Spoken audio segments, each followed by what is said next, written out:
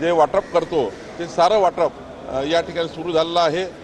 अनेक लोकप्रतिनिधी, जनप्रतिनिधी, NGOज आणि मोठ्या प्रमाणावर व्यावसायिकसुद्धा या ठिकाणी आपापल्या पद्धतीने त्या ठिकाणी मदत करण्याचा प्रयत्न करतात आहे।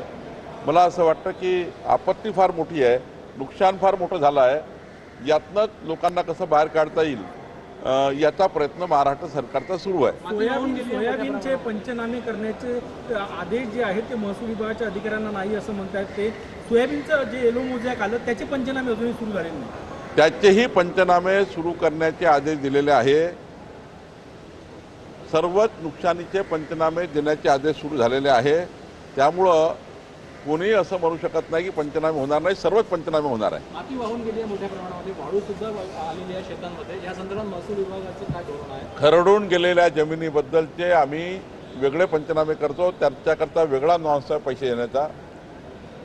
खरडून गेलेल्या जमिनी रिस्टोअर करणे आणि ते जे त्याचं नुकसान फार मोठं होतं कारण पुन्हा पीक येत नाही, त्यामुळे त्या जमिनी चांगल्या करणे याकरता शासनाची वेगळी मदत शेतकऱ्याला आम्ही करतो। पण झाली आहे मोठ्या प्रमाणात। एका महिन्याचा पगार देण्याचं जाहीर केलं आहे। विजय वडेट्टीवार 6 महिन्यात तुम्ही पगार देणार असल्याचं जाहीर केलं आहे आणि इतरांनी सुद्धा भाजप काँग्रेस सगळे आमदारांनी 6 महिन्यात आमच्याही आमदारांनी 1 महिन्याचा पगार देण्याचा निर्णय घेतला आहे आणि अजून जी काही मदत पगारानंच नाही, जी काही मदत खाजगी स्वरूपाने जी काही मदत त्या ठिकाणी NGOच्या माध्यमातून आमचे सर्व आमदार, लोकप्रतिनिधी आणि भारतीय जनता पार्टीही या ठिकाणी आमचे कार्यकर्ते करत आहेत। नरखेड, काटोल, सावनेर या भागामध्ये मोसंबी आणि संत्रा गळ वाढलेली आहे, प्रचंड मोठं नुकसान होतं आहे, त्याचे पंचनामेही सुरू झालेले नाही। मी स्वतः त्याची पाहणी करणार आहे।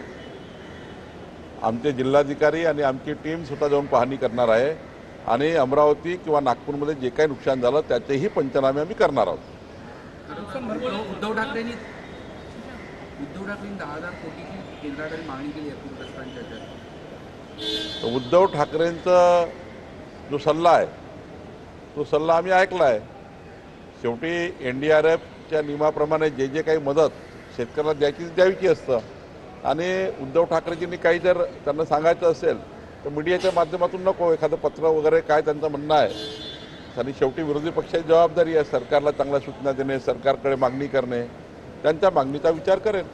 अकोला तालुक्यामधील पळसोबळे मंडळ आहे महसूल विभागात, तिथले महसूल मंडळ अधिकारी जे आहेत त्यांनी त्यांच्या शेतात बांध बांधला आणि वरचे जवळपास 300 शेतकऱ्यांच्या शेतामध्ये आज चिखल आणि पूर सदृश स्थिती आहे। मंडळ अधिकारी ऐकायला तयार नाही आणि त्यांच्या मंडळ अधिकाऱ्याच्या हेकेखोरपणामुळे शेतकऱ्यांचं नुकसान। सकाळी ABP माझावर ही बातमी मी पाहिली। 3-4 शेतकरी पावसात उभे आहेत, ते पूर्ण पाणी त्यांच्या शेतामध्ये आलं आहे आणि मंडळ अधिकारी म्हणतो माझं शेती आहे त्यामुळे माझी काही चूक नाही आहे, ते बघितलं आहे। पण मी स्वतः डिव्हिजनल कमिशनरला त्या ठिकाणी चौकशी करायला लावणार आहे, आत्ताच चौकशी करायला लागणार आहे, कारण मी